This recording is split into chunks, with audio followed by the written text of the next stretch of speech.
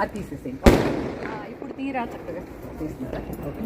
ఇప్పుడు అందరూ ఇదిగో ఇలా చేతులు ఇలా పెట్టి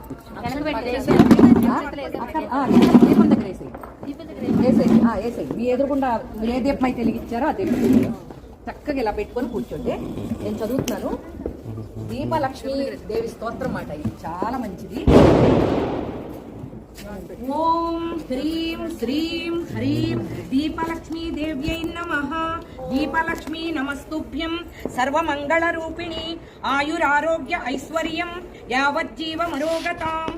ఓం హ్రీం శ్రీం హ్రీం దీపలక్ష్మీ మహా. వందే మాతరం వందే మాతరం వందే మాతరం వందే మాతరం వందే మాతరం వందే మాతరం వందే మాతరం వందే మాతరం వందే మాతరం వందే మాతరం వందే మాతరం వందే మాతరం